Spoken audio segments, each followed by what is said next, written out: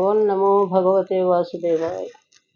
సదాశివసమారంభాం వ్యాసశంకరమధ్యమాం అస్మదాచార్యపర్యంతం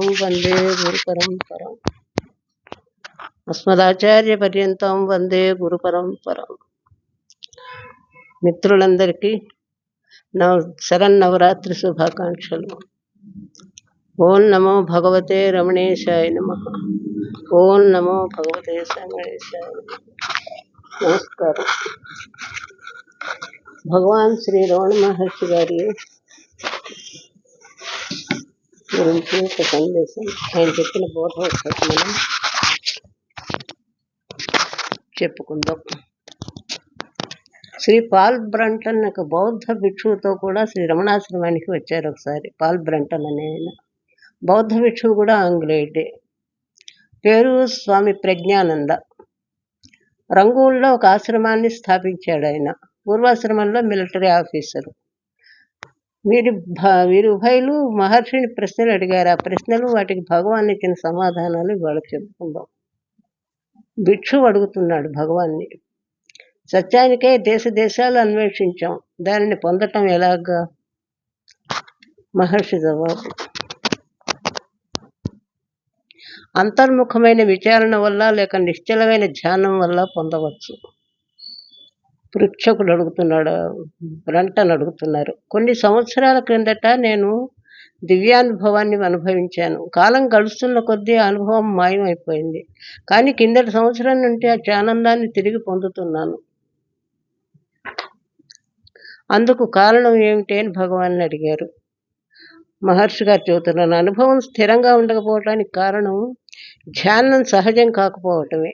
సహజమైన ధ్యానం చేయకపోవటం వల్ల మీరు అంతర్ముఖులై జ్ఞానమగ్నతలో ఉంటే అనుభవం అన్ని వేళలా నిలుస్తుంది. ధ్యానంలో పూర్తిగా మగ్నమై ఉంటే ఆ అనుభవం మీకు అన్ని వేళలా నిలుస్తుంది అన్నారు. బ్రంటన్ అడుగుతున్నారు, గురువు లేకపోవటం కూడా అయి ఉండవచ్చునా అని అడిగారు. అడిగితే మహర్షి గారు చెబుతున్నారు, అవును, కానీ గురువు నీలో ఉన్నాడు. లోపల గురువు ఆత్మస్వరూపుడై ఉన్నాడు అన్నారు. బ్రంటన్, దైవ సాక్షాత్కారానికి మార్గం ఏమిటి స్వామి అని అడిగారు. బ్రంటన్, విచారణ. నిన్ను నీవు నేనెవరు అని ప్రశ్నించటం కూడా నీవెవరువో విచారించు. సదా అదే విచారణ కనుక చేస్తే, నేనెవరు అనేటటువంటి విచారణ కనుక చేస్తే దైవ సాక్షాత్కారానికి, అదే ఆత్మ సాక్షాత్కారం జరగటానికి అవకాశం ఉంటుంది. భిక్షుకుడు అడుగుతున్నాడు ఇప్పుడు, నేను ప్రపంచం నైతికంగా ఆధ్యాత్మికంగా సర్వవిధాల భ్రష్టమై అధోముఖమై పయనిస్తోంది. ఈ స్థితిలో దివ్య పురుషుడు అవతరించి ఉద్ధరించడా అని అడిగాడు. ఆ భిక్షువు అడిగాడు. మహర్షి గారు చెబుతున్నారు, నిశ్చయంగా అవతరిస్తాడు, సందేహం లేదు. మంచితనం నశిస్తున్నప్పుడు, దుర్మార్గం విజృంభిస్తున్నప్పుడు ధర్మాన్ని పునరుద్ధరించడానికి అవతరిస్తాడు. నిజానికి ప్రపంచం పూర్తిగా మంచిది కాదు, పూర్తిగా చెడుది కాదు. ఈ రెండింటి యొక్క కలయికే ప్రపంచం. మంచి చెడుల కలయికే ప్రపంచం. దుఃఖ స్పర్శ లేని ఆనందం, ఆనందం స్పర్శ లేని దుఃఖము ప్రపంచంలో చూడలేం మనం. ప్రపంచానికి ఎప్పుడు భగవంతుని అవసరం ఉండనే ఉంది. భగవంతుడు అవతరిస్తూనే ఉంటాడు. ఆ భిక్షువు అడుగుతున్నాడు, భగవంతుడు పశ్చిమ దేశాల్లో ఎక్కడ ఉద్భవిస్తాడు అని అడిగాడు. భగవాన్ నవ్వి ఊరుకున్నారు. బ్రంటన్ అడుగుతున్నారు, భగవంతుడు భౌతిక దేహంతో ఇప్పుడు ఎక్కడైనా అవతరించి ఉన్నట్లు మహర్షికి తెలుసునా అని అడిగారు. అవతరించి ఉండవచ్చు అన్నారు మహర్షి. బ్రంటన్, దివ్యత్వాన్ని పొందటానికి మార్గం ఏమిటి అని అడిగారు. భగవాన్ ఈ విధంగా చెప్పారు, ఆత్మ విచారణ. ఆత్మదర్శనానికి అదే మార్గం. విచారణ మార్గం తప్పితే ఇంకేదీ లేదు అనేది భగవాన్ చెప్పటం. బ్రంటన్, ఆధ్యాత్మిక అభివృద్ధికి గురువు అవసరమా అంటే అవసరమే అన్నారు మహర్షి. ఆ మార్గంలో గురువు శిష్యునికి సహాయపడగలడా అని అడిగారు బ్రంటన్. అవును, తప్పక సహాయపడగలడన్నారు మహర్షి గారు. అప్పుడు బ్రంటన్ అడుగుతున్నారు, శిష్యునికి కావాల్సిన అర్హతలు ఏమిటి భగవాన్ అని అడిగారు. అడిగితే మహర్షి గారు చెబుతున్నారు, ఆత్మదర్శనానికై తీవ్రమైన జిజ్ఞాస, నిజాయితీ, పవిత్రమైన మనస్సు అవసరం. బ్రంటన్ అడుగుతున్నారు, గురువునకు పరిపూర్ణ శరణాగతి అవసరం కాదా అని అడిగారు. అడిగితే మహర్షి చెప్తున్నారు, అవును, చీకటిని పోగొట్టు గురువుకు పరిపూర్ణ శరణాగతి అవసరమే. ఈ ప్రపంచంలో తమ్ము బంధించిన అహంను నిశ్చయంగా ప్రతివారు అర్పించవలసిందే. నీలో ఉన్న అహంకారాన్ని గురువుకు అర్పించవలసినదే. దేహాత్మ దృష్టిని వదలటమే నిజమైన సమర్పణ. ఈ దేహం నేను, నాది అనేటటువంటి ఆ భ్రాంతి, నాది అనేటటువంటి భ్రాంతిని వదలటమే నిజమైన సమర్పణ. బ్రంటన్ అడుగుతున్నారు, గురువు శిష్యుని యొక్క ఇహలోక వ్యవహారాలు కూడా తన అధీనం చేసుకుంటాడా? మహర్షి చెబుతున్నారు, అవును, సర్వస్వాన్ని తన అధీనంలోకి తీసుకుంటాడు. అంత మాత్రమే కాదు, శిష్యునకు అవసరమైన సర్వ సహాయాన్ని అందిస్తాడు. అయితే ఈ సహాయాన్ని అనుభవం మీద మాత్రమే గ్రహించగలడు. శిష్యుడు ఈ గురువు ఇచ్చిన సహాయాన్ని అనుభవం మీద మాత్రమే గ్రహించగలుగుతాడు. అప్పుడు బ్రంటన్ అడుగుతున్నారు, గురువు సన్నిధిలో ఎల్లకాలం ఉండాలా? కాకపోతే ఎంతకాలం ఉండాలి? అంటే భగవాన్ చెబుతున్నారు, ఇది శిష్యుని పరిపక్వతపై ఆధారపడి ఉంటుంది. తుపాకీ మందు క్షణంలోనే భగ్గున మండిపోతుంది. బొగ్గు మండటానికి కొంత ఆలస్యం అవుతుంది అని అన్నారు భగవాన్. అంటే బ్రంటన్ అడుగుతున్నారు, కర్మకలాపంలో మునిగి తేలుతూ ఆధ్యాత్మిక అభివృద్ధి పొందవచ్చునా అని అడిగారు. అడిగితే కర్మకు జ్ఞానానికి ఘర్షణ లేదు, అంతేకాక నిష్కామ సేవ ఆత్మజ్ఞానానికి దారితీస్తుందన్నారు భగవాన్. బ్రంటన్ అడుగుతున్నారు, కర్మకాండలో మునిగిన వ్యక్తికి ధ్యానానికి కొంత సమయం అవసరం కావచ్చు కదా అన్నారు. కొంత అభివృద్ధి కనుక పొందితే సర్వకార్యాల్లోనూ ధ్యాన స్థితిని నిలుపుకోగలరు. అతని దృష్టిలో పనిలో ఉండుట లేకపోవట వ్యత్యాసం లేదు. కర్మ సంరంభంలో అతనికి హస్తాలు పనిచేస్తున్న శిరస్సులో శాంతిని, ఏకాంతాన్ని అనుభవించగలడు. కర్మ సంరంభంలో చేతులు అవి పదే కాను, కర్మ అంటే చేతులు అవి ఉపయోగిస్తే పూజ అయితే పునస్కారాలు చేస్తాం కదా, వాటిల్లో పని చేస్తూ ఉన్నా కూడా శిరస్సులో శాంతిని, ఏకాంతాన్ని అనుభవించగలడు అని చెప్పి భగవాన్ చెబుతున్నారు. ప్రపంచం పునరుజ్జీవితం పొందుతుందా అని బ్రంటన్ అడిగారు. మహర్షి చెబుతున్నారు, ఈ ప్రపంచాన్ని పాలిస్తున్న వారు ఒకరున్నారు. ఇది వారి పని. దీన్ని సృష్టించిన వారే దీన్ని నడపటంలోనూ జాగ్రత్త వహిస్తారు అని చెప్పారు భగవాన్.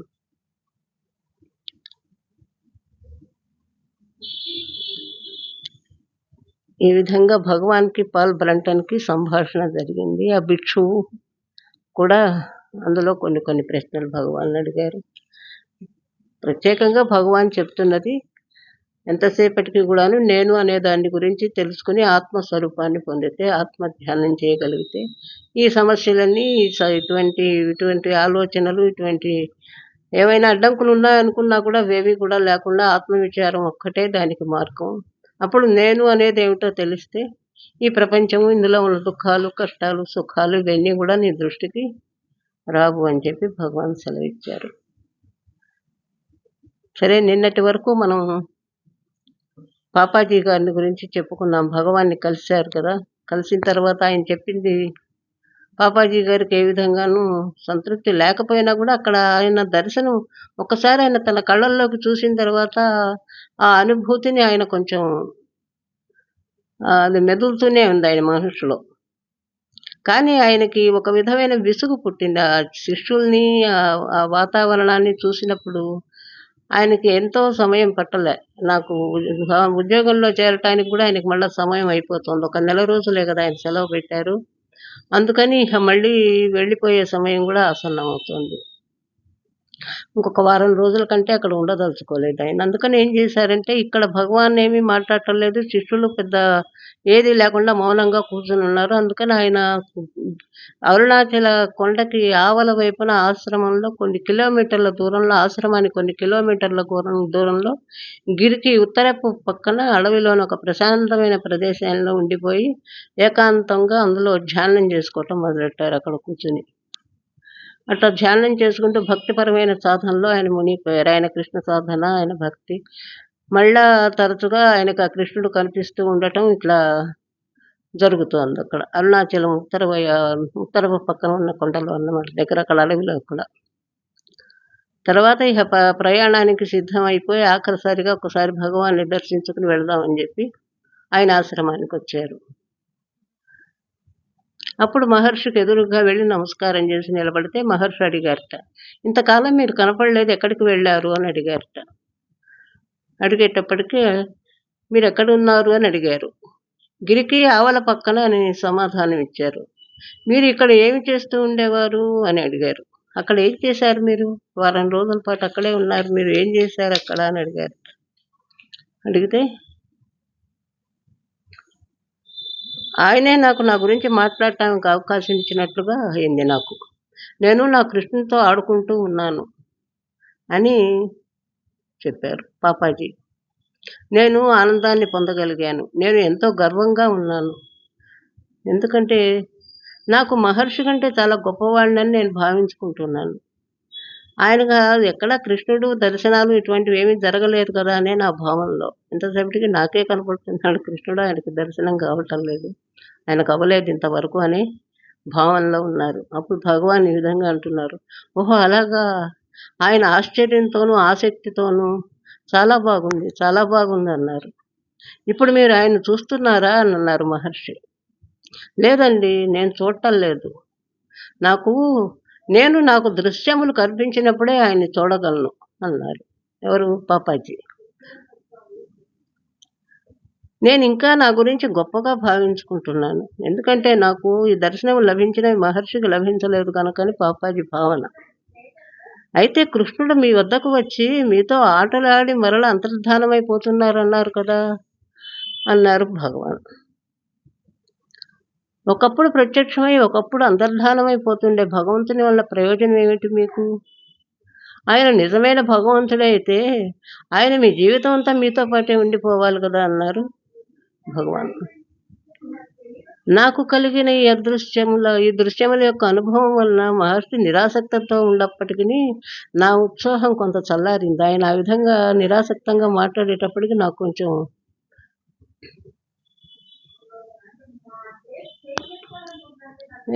నిరుత్సాహం కలిగింది. నా ఉత్సాహం కూడా చల్లారిపోయింది. బాహ్యమునందు భగవంతుని గురించిన నా అన్వేషణ నిలిపివేసి ఆయన చూడవలని కోరుకుంటున్నది ఎవరో, ఎవరిని ఆయన దర్శించమంటాం, ఆ మూలం ఏమిటో కనుక్కోమంటాం, ఇవన్నీ కూడాను చెప్తున్నారు భగవాన్. అది నాకు మింగుడు పడలేదు. జీవితమంతా శ్రీకృష్ణుడి పట్ల భక్తితో ఉండటం చేత వ్యక్తిగతమైన భగవంతుడు, నా ఇష్ట దైవముని గురించి తప్ప వేరే ఇతర ఆధ్యాత్మిక సాధనలు చేపట్టడం నాకు అసాధ్యం అనిపించింది. ఆ లోదృష్టితోటి ఆత్మదర్శనం చేసుకోవటం అని భగవాన్ చెప్పిన విషయం ఈయనకి పెద్ద, అది అందరికీ సాధ్యమయ్యే విషయం కూడా కాదు. మొదటిసారే కదా భగవాన్ని కలిశారు. అందువల్ల ఈయనకి తను ఇంకా కృష్ణుడితో మాట్లాడుతున్నాను అనేటటువంటి తన భావనలోనే తను ఉండి ఆధ్యాత్మిక సాధనలను చేపట్టడం నాకు అసాధ్యం అనిపించింది ఆయనకి. ఆయన సలహా నాకు రుచించనప్పటికీ ఆయనలో ఉన్నదేదో నాకులో ప్రేరణను, ఆయన పట్ల ఆకర్షణను కలిగించింది.